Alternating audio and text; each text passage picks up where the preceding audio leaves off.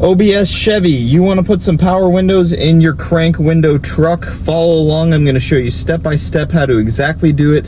It took me a little bit to find some information, and I had to basically do my own diagnostics to get this figured out. Work truck right here, but as you can see, we got power windows that go up and down, and we can also do that side.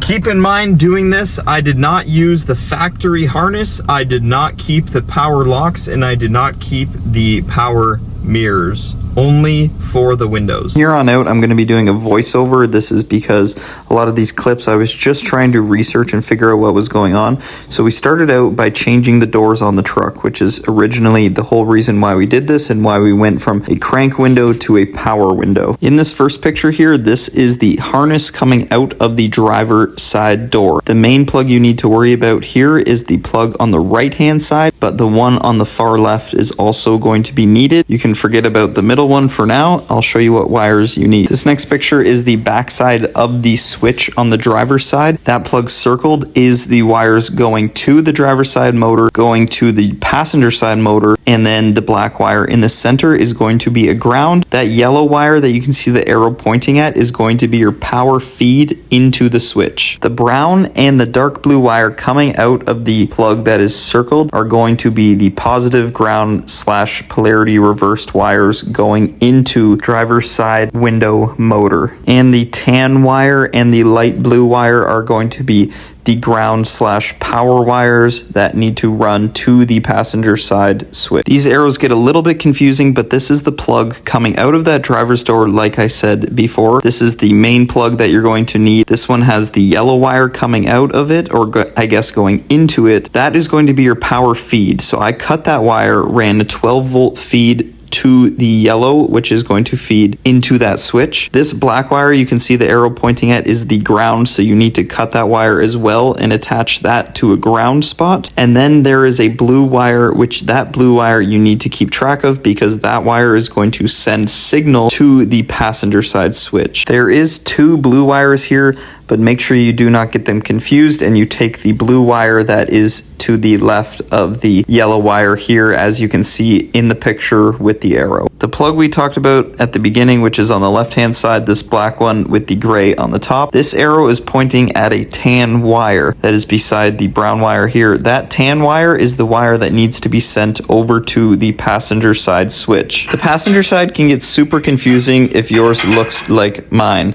So here we have a brown wire and a dark blue wire. That is the same as the driver's side, as both of those run to the passenger side window motor, but there is another darker blue wire. This other dark blue wire follows along the plug and comes out the plug side of the door, and I will show a picture of where that is. These 2 plugs circled here, you do not need to worry about these ones. They have nothing to do with the windows. Only the plug on the left side is for the passenger side window. This blue wire the arrow is pointing at is your 12-volt feed. This could also be a yellow wire, but in my case, this is now a blue wire. Sometimes for my research that I was doing, this could be a yellow wire, just like the driver's side, but for my case, this is a blue one, so I'm taking the 12-volt feed from the driver's side and feeding it into that blue wire. Here's another picture close up. This arrow pointing at the dark blue wire is that 12-volt feed in.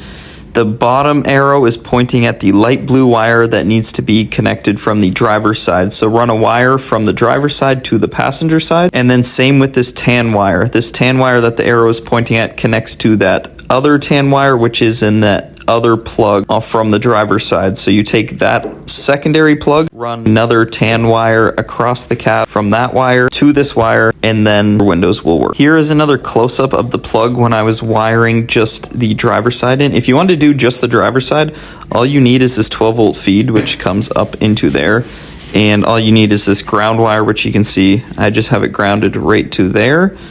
And that's pretty much it. Before I tidy this up and make it a little bit confusing, there is 2 plugs that come out of this harness. One that has a little blue piece at the top, one that is just black like this. There is a tan wire, you can see that right down there. This tan wire needs to be plugged into the tan wire, which is on that side, which I will show. The blue wire from this plug gets plugged into here, which goes to the other side as well. there's a ground, which you can't even see it, but it's black. It's right there. See that black wire? That gets plugged into ground. This is my harness going across the truck. The power feed, this will work for 2-wheel drive trucks. I'm not sure if 4-wheel drive trucks it will work, but my power feed has a little inline fuse here that you plug into the fuse box. It takes a 30 amp fuse, and that way when you turn the key on, it sends power to the windows, but with the key off, it does not send power to the windows. If you are good with wiring diagrams, this is the best wiring diagram to explain what is going on. If you watch this video, follow this wiring diagram, you'll know exactly what to do. And as you can see, it says that that blue wire could also be a yellow wire for the passenger side 12-volt feed. Keep in mind, do not cut any of the wiring in the switches. So don't take the switch out of the door, cut the wires there. Just follow the plug, and where the plug comes out of the door and it comes into the cab of the truck, just cut it there. Cut the wires that you need, feed them back in, because if you ever want to put a factory harness back into that truck, you can easily do so.